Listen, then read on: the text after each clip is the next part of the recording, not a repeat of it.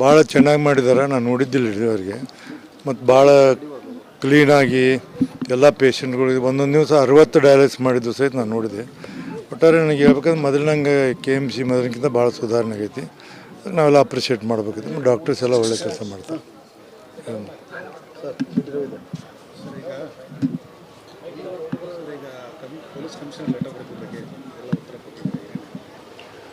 Police commissioner ನನಗೂ ಪತ್ರ ಬರೆದಿದ್ದರು. ಕಾರ್ಯದರ್ಶಿ ಕಳಿಸೀನಿ. ಅವರು ಯಾವ ಥರ ಇದನ್ನು ಮಾಡ್ತಾರೆ, ಪಂಚನಾಮ ಮಾಡ್ತಾರೆ ಅನ್ನೋದು ನಮ್ಗೆ ಬೇಕು. ಅದಕ್ಕೆ ನಾನು ಸೆಕ್ರೆಟರಿ ಬರೆದೀನಿ. ಮೊದಲು ಅವ್ರು ಯಾವ ಥರ ಪಂಚನಾಮ ಮಾಡ್ತಾರೆ ಅನ್ನೋದು ನಮ್ಮ ಮೊದಲು ತಿಳಿಸೋಣ. ತಿಳಿಸಿದ ನಂತರ ನಮ್ಮದೇ ಆದಂಥ ರೂಲ್ಸ್ ನೋಡು. ಇವತ್ತೊಂದು ನಾನು ನಿನ್ನಿಂದ ಅದ ಮಾಡ್ತೀನಿ. ಒಂದು ಕಾನೂನು ಇದೆ. ಸುಪ್ರೀಂ ಕೋರ್ಟ್ ಒಂದು ಸರಿ ಡೈರೆಕ್ಷನ್ ಕೊಟ್ಟಿದೆ. ಇಂಥ ಸರ್ಕಮ್ಟನ್ಸಿಸ್ ಏನಂದ್ರೆ in some circumstances you should cooperate with the police people ಅಂತೇಳಿ ಕೊಟ್ಟಾರ. ಅದರ ಅರ್ಥ ನೀವು ಅವ್ರಿಗೆ ಇದನ್ನು ಮಾಡಿದ್ರೆ ನಮ್ಮ ಸೆಕ್ರೆಟರಿ ಅವರು ಸ್ಟಡಿ ಮಾಡತ್ತಾರೆ. Law and parliament office secretary, ನಮ್ಮ ಸೆಕ್ರೆಟ್ರಿ ಕುಂತಾರೆ. ಇವತ್ತು ನನ್ನ ಕಡೆ ಮನೆಯಾಗ ಬಂದಾವೆ ಕಳಿಸ್ಯಾರ ಅವರು. ಅದಕ್ಕೆ ಮುಂದಿಂದ ಅದು ಏನೈತೆ ನೋಡಿ ನಾವು ಅದನ್ನು ಕ್ರಮ ತಗೋತೀವಿ. ಈಗ ಒಂದು ನಿಮಿಷ ಹೇಳ್ತೀನಿ ಕೇಳಿ. FSL ಕಳಿಸೋದು ಯಾವ ಬರ್ತೈತಿ ನಮಗೆ, ನಮ್ಮ ಇದ್ರ ಸಿಕ್ಕಿಲ್ಲ. ನಮಗೆ ಅಥೆಂಟಿಕ್ ಏನಂದ್ರೆ ನಮ್ಮ TV, ನಮ್ಮ ವಿಡಿಯೋ, ನಮ್ಮ CC ಕ್ಯಾಮ್ರಾ ಎಲ್ಲ ಅದ್ರ ಸಿಕ್ಕಿಲ್ಲ. ಪ್ರೈವೇಟ್ದವ್ರಿಗೆ ಕೆಲವು ಕಡೆ ತೋರಿಸ್ಯಾರ. ಅವನ್ನ ನಮಗೆ ಕೊಟ್ರಂದ್ರೆ ಈಗ CT ರವಿ ಅವರು ಒಂದು ಲೆಟರ್ ಬರ್ದಾರ. ಅಂದ್ರೆ ಅವ್ರಿಗೆ ಆದಂಥ ತೊಂದರೆ ಅದೆಲ್ಲ ಪ್ರಿವಿಲೇಜಿಗೆ ಕಳ್ಸಾಯ್ತೀನಿ. ಲಕ್ಷ್ಮೀ ಹೆಬ್ಬಾಳ್ಕರ್ ಅವರು ಹೇಳ್ಯಾರ, ಹೊರಗಿನವ್ರು ಯಾರೇ ಇವರಿಬ್ಬರನ್ನ ಬಿಟ್ಟು ಬೇರೆಯವರು ತಂದು ಕೊಟ್ರಂದ್ರೆ ಅವ್ರು TV ಒಳಗೆ ಬಂದದ್ದು ಅಂತ ಬಂದ್ರೆ ಅವ್ರು ನಮ್ಗೆ ಹೊರಗಿನ ಬಂದು ಸಹಿತ ಅವ್ನ FSL ಕಳಿಸಿ ಅದನ್ನು ಮಾಹಿತಿ ತೊಗೊಂಡು ಆ FSL ರಿಪೋರ್ಟ್ ಏನು ಬರ್ತೈತಿ ಅದ್ರ ಮೇಲೆ ಮತ್ತೆ ನಾವೊಂದು ವಿಚಾರ ಮಾಡುವಂಥ ಕೆಲಸವನ್ನು ಮಾಡ್ತೀವಿ.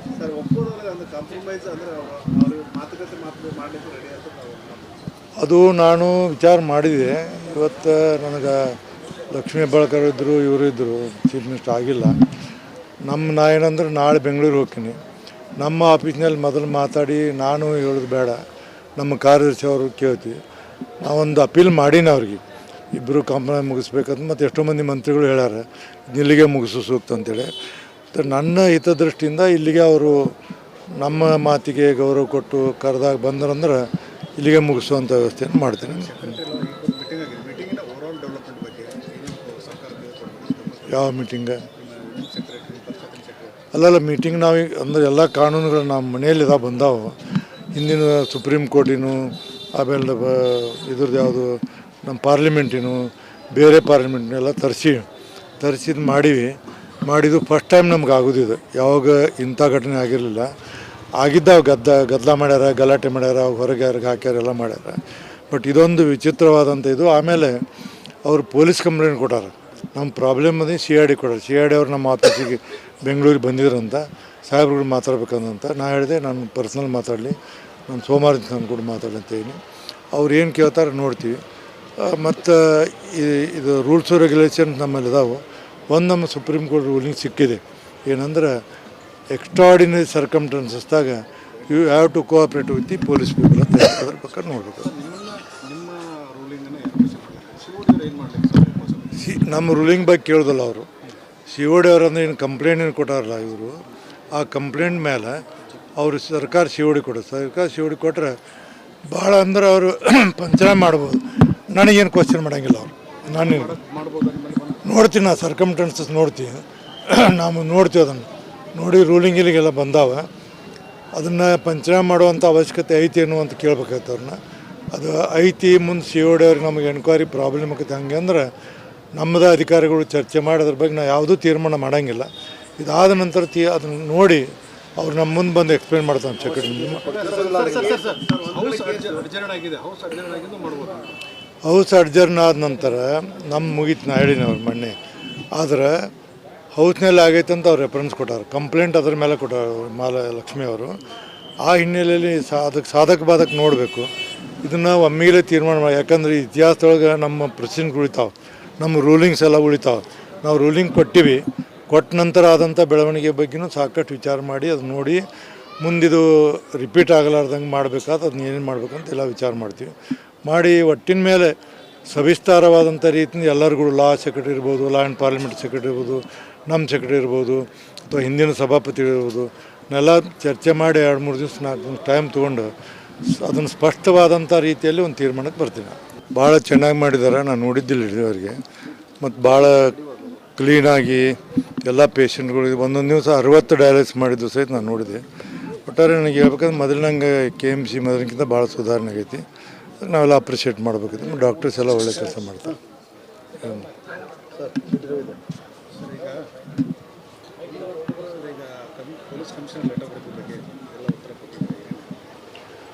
ಪೊಲೀಸ್ ಕಮಿಷನರು ನನಗೂ ಪತ್ರ ಬರೆದಿದ್ದರು, ಕಾರ್ಯದರ್ಶಿ ಕಳಿಸೀನಿ. ಅವರು ಯಾವ ಥರ ಇದನ್ನು ಮಾಡ್ತಾರೆ, ಪಂಚನಾಮ ಮಾಡ್ತಾರೆ ಅನ್ನೋದು ನಮ್ಗೆ ಬೇಕು. ಅದಕ್ಕೆ ನಾನು ಸೆಕ್ರೆಟರಿ ಬರೆದೀನಿ. ಮೊದಲು ಅವ್ರು ಯಾವ ಥರ ಪಂಚನಾಮ ಮಾಡ್ತಾರೆ ಅನ್ನೋದು ನಮ್ಮ ಮೊದಲು ತಿಳಿಸೋಣ. ತಿಳಿಸಿದ ನಂತರ ನಮ್ಮದೇ ಆದಂಥ ರೂಲ್ಸ್ ನೋಡು. ಇವತ್ತೊಂದು ನಾನು ನಿನ್ನಿಂದ ಅದು ಮಾಡ್ತೀನಿ. ಒಂದು ಕಾನೂನು ಇದೆ, ಸುಪ್ರೀಂ ಕೋರ್ಟ್ ಒಂದು ಸರಿ ಡೈರೆಕ್ಷನ್ ಕೊಟ್ಟಿದೆ. ಇಂಥ ಸರ್ಕಮ್ಟನ್ಸಿಸ್ ಏನಂದ್ರೆ in some circumstances you should cooperate with the police people ಅಂತೇಳಿ ಕೊಟ್ಟಾರ. ಅದರ ಅರ್ಥ ನೀವು ಅವ್ರಿಗೆ ಇದನ್ನು ಮಾಡಿದ್ರೆ ನಮ್ಮ ಸೆಕ್ರೆಟರಿ ಅವರು ಸ್ಟಡಿ ಮಾಡತ್ತಾರೆ, law and parliament office secretary, ನಮ್ಮ ಸೆಕ್ರೆಟ್ರಿ ಕುಂತಾರೆ. ಇವತ್ತು ನನ್ನ ಕಡೆ ಮನೆಯಾಗ ಬಂದಾವೆ ಕಳಿಸ್ಯಾರ ಅವರು.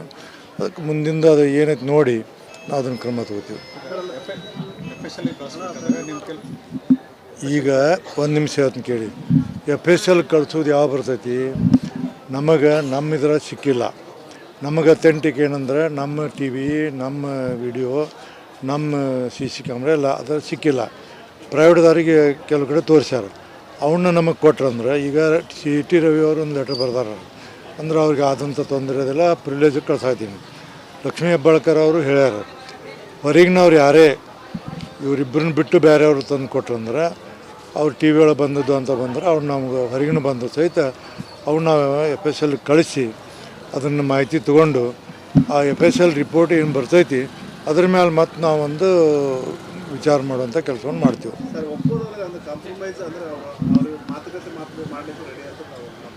ಅದು ನಾನು ವಿಚಾರ ಮಾಡಿದೆ. ಇವತ್ತು ನನಗೆ ಲಕ್ಷ್ಮೀ ಹೆಬ್ಬಾಳ್ಕರ್ ಇದ್ದರು, ಇವರು ಇದ್ದರು, ಚೀಫ್ ಮಿನಿಸ್ಟರ್ ಆಗಿಲ್ಲ. ನಾ ಏನಂದ್ರೆ ನಾಳೆ ಬೆಂಗಳೂರು ಹೋಗ್ತೀನಿ. ನಮ್ಮ ಆಫೀಸ್ನಲ್ಲಿ ಮೊದಲು ಮಾತಾಡಿ ನಾನು ಹೇಳೋದು ಬೇಡ, ನಮ್ಮ ಕಾರ್ಯದರ್ಶಿ ಅವರು ಕೇಳ್ತೀವಿ. ನಾವೊಂದು ಅಪೀಲ್ ಮಾಡೀನಿ ಅವ್ರಿಗೆ, ಇಬ್ಬರು ಕಾಂಪ್ರಮೈಸ್ ಮುಗಿಸ್ಬೇಕಂತ. ಮತ್ತು ಎಷ್ಟೋ ಮಂದಿ ಮಂತ್ರಿಗಳು ಹೇಳ್ಯಾರ ಇಲ್ಲಿಗೆ ಮುಗಿಸು ಸೂಕ್ತ ಅಂತೇಳಿ. ನನ್ನ ಹಿತದೃಷ್ಟಿಯಿಂದ ಇಲ್ಲಿಗೆ ಅವರು ನಮ್ಮ ಮಾತಿಗೆ ಗೌರವ ಕೊಟ್ಟು ಕರೆದಾಗ ಬಂದ್ರಂದ್ರೆ ಇಲ್ಲಿಗೆ ಮುಗಿಸುವಂಥ ವ್ಯವಸ್ಥೆಯನ್ನು ಮಾಡ್ತೀನಿ. ಯಾವ ಮೀಟಿಂಗ? ಅಲ್ಲಲ್ಲ, ಮೀಟಿಂಗ್ ನಾವು ಅಂದ್ರೆ ಎಲ್ಲ ಕಾನೂನುಗಳು ನಮ್ಮ ಮನೆಯಲ್ಲಿ ಬಂದಾವೆ. ಹಿಂದಿನ ಸುಪ್ರೀಂ ಕೋರ್ಟಿನೂ, ಆಮೇಲೆ ಇದ್ರದ್ದು ಯಾವುದು ನಮ್ಮ ಪಾರ್ಲಿಮೆಂಟಿನೂ, ಬೇರೆ ಪಾರ್ಲಿಮೆಂಟ್ನೆಲ್ಲ ತರಿಸಿದ್ದು ಮಾಡಿದ್ದು ಫಸ್ಟ್ ಟೈಮ್ ನಮ್ಗೆ ಆಗೋದಿದೆ. ಯಾವಾಗ ಇಂಥ ಘಟನೆ ಆಗಿರಲಿಲ್ಲ. ಆಗಿದ್ದಾವೆ, ಗದ್ದಲ ಮಾಡ್ಯಾರ, ಗಲಾಟೆ ಮಾಡ್ಯಾರ, ಹೊರಗೆ ಯಾರಿಗೆ ಹಾಕ್ಯಾರ, ಎಲ್ಲ ಮಾಡ್ಯಾರ. ಬಟ್ ಇದೊಂದು ವಿಚಿತ್ರವಾದಂಥ ಇದು. ಆಮೇಲೆ ಅವರು ಪೊಲೀಸ್ ಕಂಪ್ಲೇಂಟ್ ಕೊಟ್ಟಾರ, ನಮ್ಮ ಪ್ರಾಬ್ಲಮ್ ಅದೇ CID ಕೊಡೋರು. CID ಅವ್ರು ನಮ್ಮ ಆಫೀಸಿಗೆ ಬೆಂಗಳೂರಿಗೆ ಬಂದಿದ್ರಂತ, ಸಾಹೇಬ್ರುಗಳು ಮಾತಾಡ್ಬೇಕಂತ. ನಾನು ಹೇಳಿದೆ ನಾನು ಪರ್ಸ್ನಲ್ ಮಾತಾಡಲಿ, ನಾನು ಸೋಮವಾರ ನಾನು ಕೂಡ ಮಾತಾಡಲಿ ಅಂತ ಹೇಳಿ. ಅವ್ರು ಏನು ಕೇಳ್ತಾರೆ ನೋಡ್ತೀವಿ. ಮತ್ತು ಇದು ರೂಲ್ಸು ರೆಗ್ಯುಲೇಷನ್ ನಮ್ಮಲ್ಲಿ ಇದಾವೆ. ಒಂದು ನಮ್ಮ ಸುಪ್ರೀಂ ಕೋರ್ಟ್ ರೂಲಿಂಗ್ ಸಿಕ್ಕಿದೆ, ಏನಂದ್ರೆ ಎಕ್ಸ್ಟ್ರಾಡಿನರಿ ಸರ್ಕಮ್ಟನ್ಸಸ್ದಾಗ you have to cooperate with the police people ಅಂತ. ಅದ್ರ ಬಗ್ಗೆ ನೋಡಬೇಕು. ನಮ್ಮ ರೂಲಿಂಗ್ ಬಗ್ಗೆ ಕೇಳೋದಲ್ಲ ಅವರು. COD ಅವ್ರು ಅಂದರೆ ಏನು ಕಂಪ್ಲೇಂಟ್ ಏನು ಕೊಟ್ಟಾರಲ್ಲ ಇವರು, ಆ ಕಂಪ್ಲೇಂಟ್ ಮೇಲೆ ಅವರು ಸರ್ಕಾರ COD ಕೊಡೋದು. ಸರ್ಕಾರ COD ಕೊಟ್ಟರೆ ಭಾಳ ಅಂದ್ರೆ ಅವರು ಪಂಚನಾಮ ಮಾಡ್ಬೋದು. ನನಗೇನು ಕ್ವಶನ್ ಮಾಡೋಂಗಿಲ್ಲ ಅವರು. ನಾನು ನೋಡ್ತೀನಿ, ನಾನು ಸರ್ಕಮ್ಟನ್ಸಸ್ ನೋಡ್ತೀನಿ, ನಾವು ನೋಡ್ತೀವಿ. ಅದನ್ನು ನೋಡಿ ರೂಲಿಂಗಿಗೆಲ್ಲ ಬಂದಾವ. ಅದನ್ನು ಪಂಚನಾಮ ಮಾಡುವಂಥ ಅವಶ್ಯಕತೆ ಐತಿ ಏನು ಅಂತ ಕೇಳ್ಬೇಕಾಯ್ತು ಅವ್ರನ್ನ. ಅದು ಐತಿ. ಮುಂದೆ COD ಅವ್ರಿಗೆ ನಮಗೆ ಎನ್ಕ್ವೈರಿ ಪ್ರಾಬ್ಲಮ್ ಆಗುತ್ತೆ. ಹಂಗೆ ಅಂದ್ರೆ ನಮ್ಮದು ಅಧಿಕಾರಿಗಳು ಚರ್ಚೆ ಮಾಡಿ ಅದ್ರ ಬಗ್ಗೆ ನಾವು ಯಾವುದೂ ತೀರ್ಮಾನ ಮಾಡೋಂಗಿಲ್ಲ. ಇದಾದ ನಂತರ ಅದನ್ನು ನೋಡಿ ಅವ್ರು ನಮ್ಮ ಮುಂದೆ ಬಂದು ಎಕ್ಸ್ಪ್ಲೇನ್ ಮಾಡ್ತಾನೆ ಸೆಕ್ರೆಟರಿ. ಹೌಸ್ ಅಡ್ಜರ್ನ್ ಆದ ನಂತರ ನಮ್ಮ ಮುಗೀತು. ನಾ ಹೇಳಿನಿ ಅವ್ರು ಮೊನ್ನೆ. ಆದರೆ ಹೌಸ್ನಲ್ಲಿ ಆಗೈತೆ ಅಂತ ಅವ್ರು ರೆಫರೆನ್ಸ್ ಕೊಟ್ಟಾರೆ, ಕಂಪ್ಲೇಂಟ್ ಅದ್ರ ಮೇಲೆ ಕೊಟ್ಟಾರೆ ಲಕ್ಷ್ಮಿ ಅವರು. ಆ ಹಿನ್ನೆಲೆಯಲ್ಲಿ ಅದಕ್ಕೆ ಸಾಧಕ ಬಾಧಕ ನೋಡಬೇಕು. ಇದನ್ನು ಒಮ್ಮೆಲೇ ತೀರ್ಮಾನ ಮಾಡಿ. ಯಾಕಂದರೆ ಇತಿಹಾಸದೊಳಗೆ ನಮ್ಮ ಪ್ರೊಸೀಡಿಂಗ್ಸ್ ಉಳಿತಾವೆ, ನಮ್ಮ ರೂಲಿಂಗ್ಸ್ ಎಲ್ಲ ಉಳಿತಾವೆ. ನಾವು ರೂಲಿಂಗ್ ಕೊಟ್ಟ ನಂತರ ಆದಂಥ ಬೆಳವಣಿಗೆ ಬಗ್ಗೆನೂ ಸಾಕಷ್ಟು ವಿಚಾರ ಮಾಡಿ ಅದು ನೋಡಿ ಮುಂದಿದು ರಿಪೀಟ್ ಆಗಲಾರ್ದಂಗೆ ಮಾಡಬೇಕಾದ್ರೆ ಅದನ್ನ ಏನೇನು ಮಾಡ್ಬೇಕಂತ ಎಲ್ಲ ವಿಚಾರ ಮಾಡ್ತೀವಿ. ಮಾಡಿ ಒಟ್ಟಿನ ಮೇಲೆ ಸವಿಸ್ತಾರವಾದಂಥ ರೀತಿಯಿಂದ ಎಲ್ಲರಿಗೂ ಲಾ ಸೆಕ್ರೆಟರಿ ಇರ್ಬೋದು, ಲಾ ಆ್ಯಂಡ್ ಪಾರ್ಲಿಮೆಂಟ್ ಸೆಕ್ರೆಟರಿ ಇರ್ಬೋದು, ನಮ್ಮ ಸೆಕ್ರೆಟರಿ ಇರ್ಬೋದು, ಅಥವಾ ಹಿಂದಿನ ಸಭಾಪತಿ ಇರ್ಬೋದು, ನೆಲ್ಲ ಚರ್ಚೆ ಮಾಡಿ 2-3 ದಿವಸ 4 ದಿವಸ ಟೈಮ್ ತೊಗೊಂಡು ಅದನ್ನು ಸ್ಪಷ್ಟವಾದಂಥ ರೀತಿಯಲ್ಲಿ ಒಂದು ತೀರ್ಮಾನಕ್ಕೆ ಬರ್ತೀನಿ.